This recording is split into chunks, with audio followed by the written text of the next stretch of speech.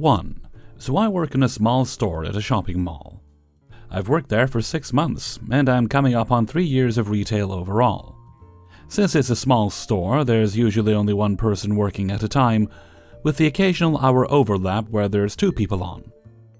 It's the store manager, me, and the other associate who's worked for the company before but is just here for the summer in between classes.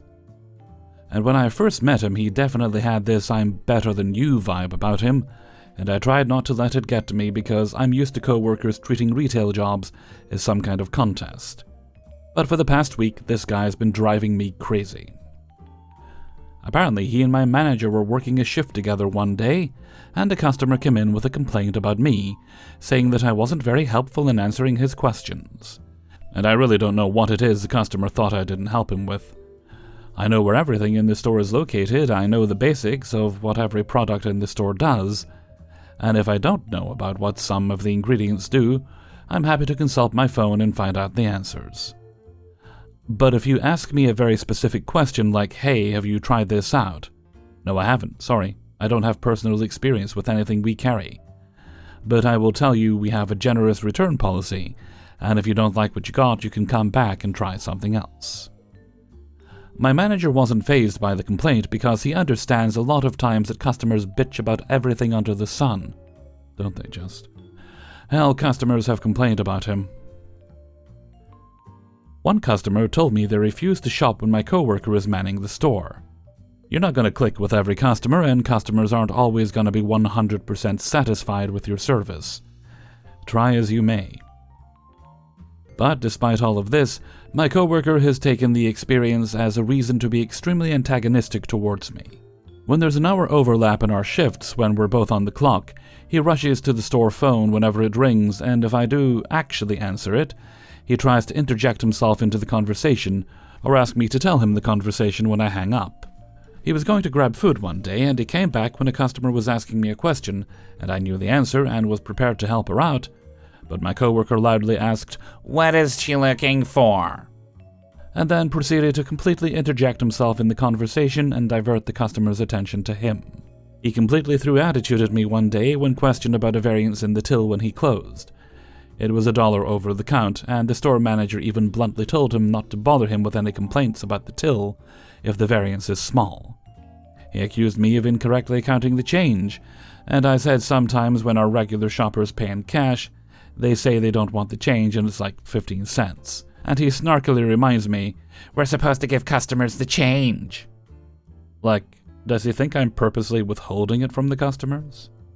If they say they're good on change, I'm not forcing them to take it, and the store manager doesn't expect us to do that either. He also gets snarky with me about the way I handle the operations side of the store, even though he doesn't do anything operations-wise, and the store manager has no problem coming to me if I did something wrong. What really got me, though, is the other day I was ringing up a customer, and he starts telling her about an upcoming promotion. I tell him that she was in here the other day and I told her about it. Despite this, he grabs a flyer off the counter, even though the customer said she already got one, and proceeds to tell her about the promotion still. And maybe I'm just looking at it wrong, but based on everything else he's done, it just made it seem like he didn't trust that I explained it correctly. I don't like confrontation, but I finally decided I have no choice but to tell him, for my own sanity, to politely back off. I don't need you policing my every interaction with customers. For your information, I've had a lot of customers tell me how helpful I was. Yeah, okay. One customer told you I was unhelpful. Guess what? Every employee at some point is going to receive a complaint. Nobody is 100% perfect. I can handle him being competitive. I can handle him approaching all the customers before I get to them. Fine, if you want to try to get everyone on the sales floor, be my guest. But you're not gonna get paid extra for it. But hey, if you want to do all the talking while I just straighten up the merchandise, I get paid either way. But what gets under my skin is when coworkers like him interject into my interactions with customers and try to upstage me when he sees me talking to someone. It just makes me look like a jackass who's never worked before. Freezer's note, you need to bring this up to your managers because what he's doing is unprofessional and is going to drive customers away. You say there's already been multiple complaints about him? Well, add this to the pile. 2. Minor background, been working retail for 19 years and have about 15 in management positions. I've been working for my current company for 4 years now, as the assistant store manager and co-store manager, second in charge. Had some issues last year with business shrinking, and they had cut 20% of our full-time staff, which I had to let go of. Then my store manager went out for knee surgery, leaving me severely understaffed during our peak freight season, and we got behind and struggled to catch up. We did get out of it, but had 2 bad visits from both our regional manager and the area manager. Left me with 2 write-ups about the workload not being accomplished in a timely manner. We fixed it, I got a good review at the end of the year, and was traveling to different stores helping out with store sets and helping with different projects. Let's fast forward to today. I just returned to my store 2 weeks ago, after having been pulled out along with 2 of my best associates to do a fresh store set out of state. 12-hour days, 7 days a week for 3 weeks. Hell no. We were in a fine place prior to leaving, but this was no longer the case when I returned. We had people leave and another go on maternity leave. We opened up our seasonal hiring period just before I had left, and there was no one replacing those we lost or the seasonal help we needed for incoming freight. We fell at least 2 weeks behind on freight and planograms, and the seasonal department, which I'm mainly in charge of, was very dwindling as we're about to change over. So my first week I put all my efforts into getting seasonal back to plan, and making a lot of improvements compared to where we are, spending about 60 hours that week there. Then I get news Thursday that week that my GM was moving to another store and started there Monday, so I would be in charge until they were replaced. So I put together a plan and delegated tasks between myself and other managers. I worked open to close all week, catching up the planograms, doing interviews and hiring 4 people in scheduling, while the others were trying to work on seasonal processing and moving the product to the floor. I did get our relays caught up, but we were still struggling with freight, so I continued to make a plan for the week and keep my DM involved, letting her know what we were attacking each day. All seemed fine. The DM came in this morning and immediately jumped down the throats of my other managers because the closing manager had not recovered the night before, and the store was in bad shape. I came in at 11 as I had been living there and actually came in at my scheduled time to this with no warning.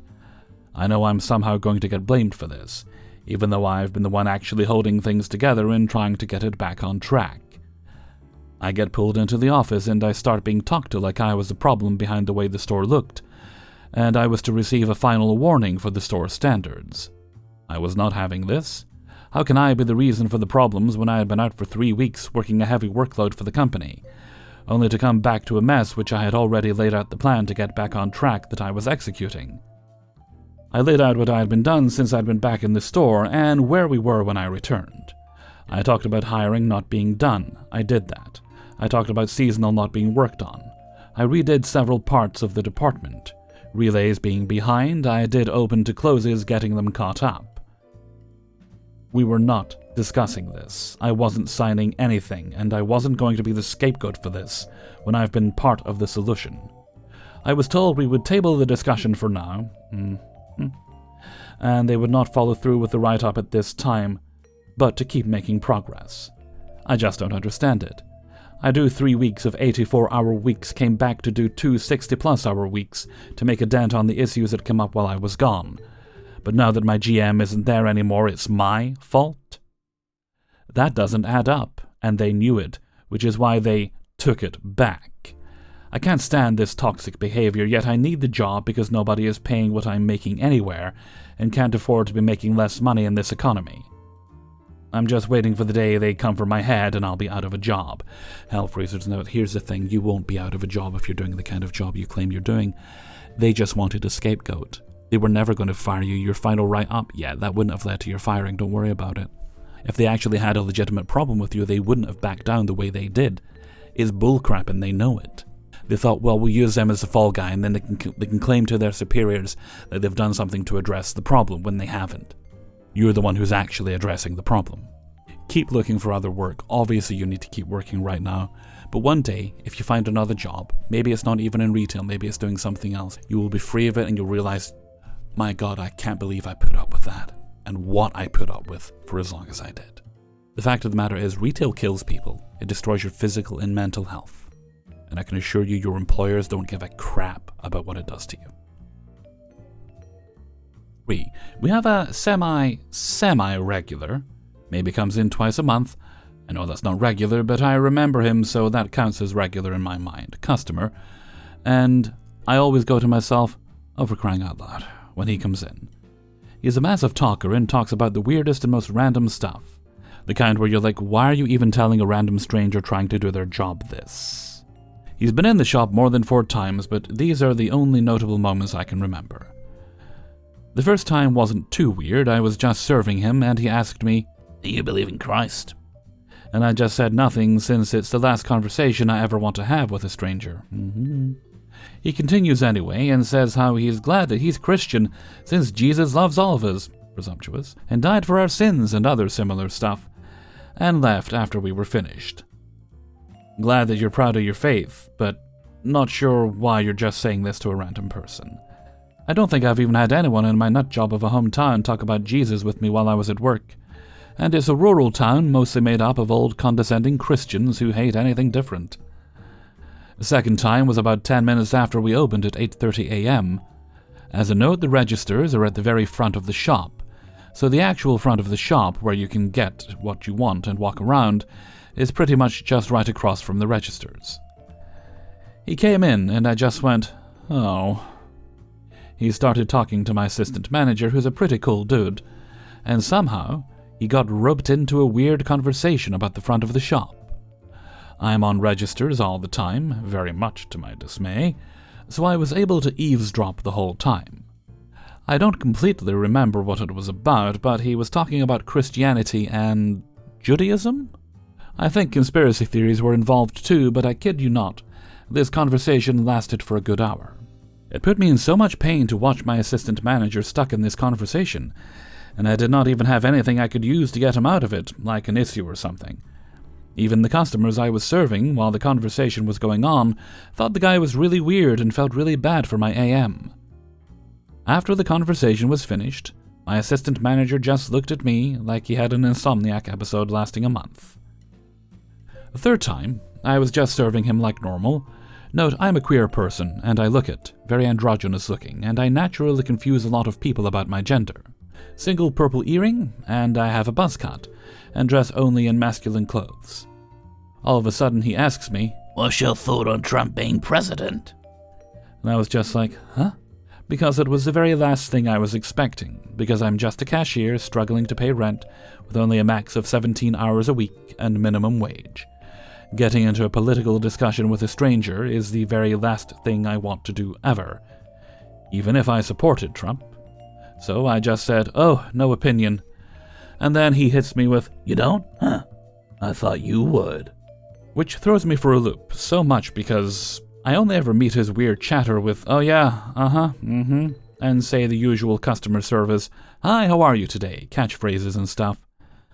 So it's not like he actually knows me or anything about me. So he literally took a glance at me, most likely thought that I looked queer, and assumed that I would have very strong opinions about Trump. Oh, and another important detail, we're in Australia. Fourth time, which was today, he came in and of course I was like, oh, for crying out loud. Only a bit more strongly worded in my head. I was wondering what conversation I was going to get roped into today. I was stocking shelves and he comes over to me and immediately starts to tell me stuff. He talks about some experiment where people were allowed to press a button to electrocute the person on the chair, and did so just because they were told to. And was immediately roped into anti-mask and anti-vax talk about COVID. Oh great, he was going on about how the pandemic proved that people are sheep because we just do what the government tells us to do, and forcing us to wear masks and get vaccinations just to be allowed to not die, allowed into places, etc., etc. You get the gist. Then he leaves. I just don't get it. Why the hell do people just bring the most out-of-hand crap up and talk to workers like they're a rent-a-partner, NPC, in an unskippable cutscene, especially politics? It's because you're getting paid to be there and can't just walk away. They're most likely told to shut the hell up when they're at home. I just compliment cashiers and customers if I like their hair or a shirt they're wearing or a Kuromi keychain they have in their backpack. I don't start telling them what I watched and ate yesterday. It genuinely is something I can't wrap my head around. 4. Today I quit my job at Claire's.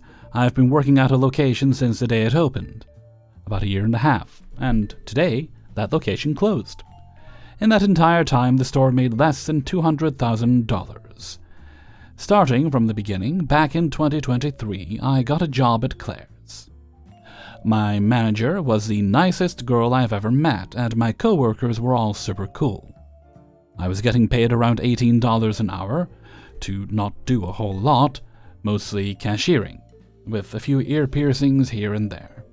It continued to be a great job for the first 4 months. Then suddenly my manager quit. She left me and 2 other sales associates to run the store ourselves with no manager. Corporate couldn't find anyone to replace her for 3 months. Bullcrap. I was doing all the manager duties while getting paid $5 an hour less than a manager. There it is. This led to our team kind of falling apart, since none of us had been there long enough to confidently do a manager's job. Around mid-2024, we finally got a new manager. She had closed another store further south and got transferred to ours. Yay? Except, something was off about this lady. As soon as she got hired, she fired both of my associates for insane reasons. Claimed they were stealing or being inappropriate toward her. Yeah, she wishes. She then hired 3 new people who I later found out were her best friends outside of work. Well, I am shocked. She was replacing my team with her besties, like, oh my god, totally, so she could break company rules and rely on them not to snitch. Over the next month or so, I started noticing her doing some insanely shady crap. The first week Helen started, I told her our safe didn't work. To prevent money from being stolen, I had been leaving deposits in a locked drawer inside a desk that was way too heavy to lift, and the registers were bolted down. I had been emailing corporate for a new safe for months. Helen told me I should be fired for leaving deposits in that drawer, even though the safe didn't lock. I told her it was approved by corporate, and she still threatened me. After that, I was forced to leave deposits in a safe that literally didn't even close. Any time I was supposed to work with Helen, she'd leave pretty much as soon as I got to the store instead of staying long enough for me to take a break. She claimed she was there at 4 or 5 a.m. and couldn't stay later or she'd go over hours. In reality, she was clocking in remotely from her phone, absolutely against policy, showing up around 9 a.m. and leaving by 1 p.m. She constantly threatened to fire me if I didn't do basic tasks, but wouldn't do any of the manager duties herself. When she first got to the store, she said, "I know you've been doing all manager stuff while you didn't have one, so don't worry about anything. I've got it from here." Cool. I stopped getting change, stopped doing nightly reports, paperwork, etc. Well, a month later I get an email from Loss Prevention saying there's $10,000 in missing deposits, and they're opening a case against Helen. I showed her the email and she freaked out, dropped off a month's worth of deposits in a bank, and somehow corporate forgot about it. Ugh. Let's talk about the besties she hired. Shelby, in her 40s, was constantly drinking at work. She had a Stanley Cup full of alcohol and would refill it with Mountain Dew all day. She was rude to customers, parents, and other Claire's employees. The kids were scared of her. I know that was 100% awful to deal with, but I swear, and if that was a sitcom instead of real life, we would love Shelby. Carrie, in her 40s, had severe ADHD and couldn't hold a conversation with a customer without overwhelming them. Once she pierced someone without gloves because she was rushing so much. She overshared like crazy. I learned she has chlamydia, is pregnant by a guy who isn't her husband, and has 12 kids. I did not ask. Jesus Christ, girl, slow down. The last one was the child of Helen's best friend. First job ever. So introverted they wouldn't talk to anyone and followed me around like a baby duck. They were actually chill and hated Helen too, so we talked together. It was night and day compared to the environment during the first 4 to 7 months. In August 2024, I got an email from a longtime Claire's manager from down south, who had been with the company for 13 years. She came to help clean up our back room, which had a mountain of unsorted shipment boxes, because Helen never gave us any guidance. She started asking me questions, especially when she saw our broken safe. I told her everything. She looked like she'd seen a ghost. She was close with our district manager and told her everything. The next day, I showed up to work. Helen was gone. Fired. Finally. Fast forward to December 2024. I get a new manager, a new team. We had been operating with just one other person from a nearby closed store. The new manager was awesome, followed all the rules, knew what she was doing, and brought our store from bottom tier to one of the top stores in the district. Then we got an email. Our store was closing. It hadn't even been open a year. They didn't send any signage. They didn't let us tell customers until 2 weeks before closing. I started telling people a month before, because how the hell are we supposed to sell all this stuff without saying anything? I was so confused. We were doing well. We were in the biggest city in my state, in a clean, new outlet shop. Good business, decent location. Then I started asking around. Turns out Helen had been camping outside the store at night, pulling on the doors to trigger the alarm, sending threatening emails asking for her job back, sending fraudulent checks to employees pretending to be Claire's, stealing deposits during her time there, and deleting my new safe orders so she could take the cash unchecked. Mind you, she's almost 50 years old while doing this crap. Claire's tried to get a restraining order, but a lawyer would cost $400 to $500 an hour, which was more than our store made most days, so they gave up. They closed the store. They broke a 36-month lease because it was cheaper than pursuing legal action. They offered my manager a floater position, basically nothing, and offered me and my associate jobs at stores too far away to be worth it. We got severance since we declined the offers. I can't complain too much about that part. A lot of people don't even get severance. Holy crap, what a ride. They never even finished building the store before we moved in. No security cameras, no anti-theft tags, no fire extinguishers, no working safe, no working smoke alarms. Doors that won't lock unless you shook them like a maniac. If you listen to all this, kudos. Hope you enjoy this absolute disaster. I start a new job this week. Screw Claire's. 5. The doorknob won't turn. You notice it's dark inside with no customers.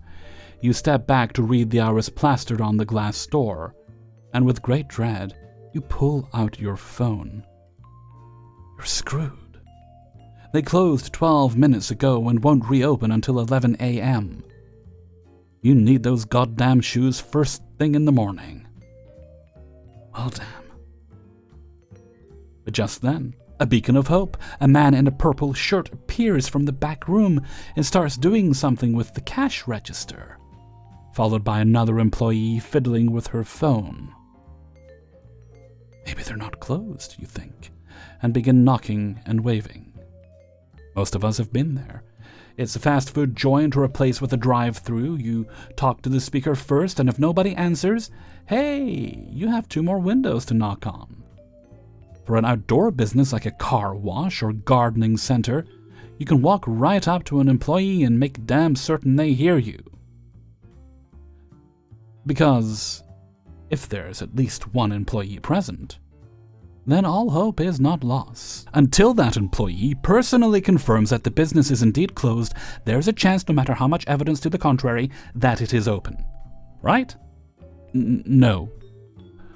If you ever entered a restaurant or clothing store right as they opened or exited just as they closed, you may have noticed there is not a slew of uniformed employees coming or going alongside you. And that's because business hours don't apply to employees exactly as they do for customers. And there's a logical reason for that. Employees need time to perform opening and closing duties. Imagine you're buying groceries and the line is long. With 15 minutes to spare, it's finally your turn. Looking good.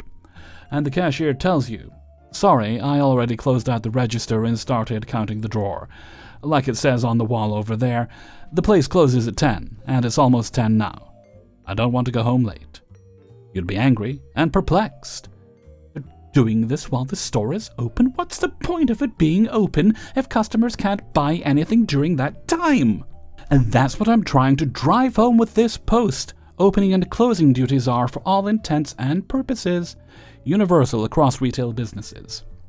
So, if it's 8:36 p.m. on a Friday and the website says the store closes at 8:30 p.m. on Fridays, and the gate is shut, and the door is locked, and the lights are off, and there's a closed sign on the window, that's all the assurance you need, sweetheart.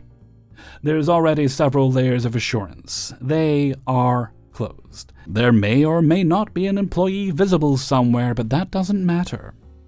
Yes, some places may give shoppers extra time to finish up, during which they may even leave the entrance unlocked and allow some last-minute shoppers to trickle inside. For the record, if you're one of those customers that trickles into the store as it's closing, the staff hate you. They hate your mama, they hate your daddy, they hate your great-great-granddaddy. Grandma and Grandpa were fine, though. But if the door is locked, the door is locked. The fact that you see someone inside is not a reason to suspect that the door was locked accidentally, or that it's a late April Fool's joke.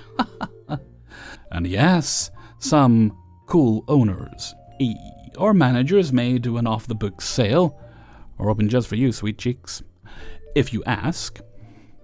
But be aware of what you're asking for, and that you may be interrupting them in the middle of an opening or closing task. Thanks for listening to my rant. PSA. Hey everybody, Hellfreezer here, and thank you very much for listening to Fast Food and Retail 232. And thank you very much to everyone who allowed me to use their stories. Before you go, consider hitting the like button and subscribing if you haven't already done so. If you'd like to support the channel, you can get early access to the videos on my Patreon page for as little as $1 or more a month. That's linked in the description, as is a link to my merchandise store on Teespring. Thank you very much for considering those options.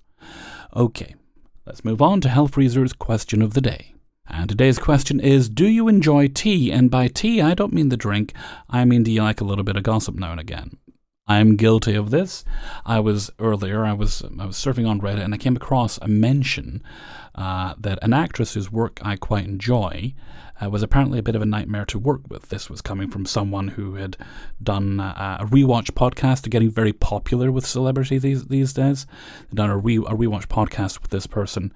I'm not going to say who they are in case anything the person said wasn't true, but you better believe I sought out the podcast that person was on. Not the one that they made with the performer, but the one where they were talking about their experience. And my goodness, they definitely sound like an absolute manipulative nightmare.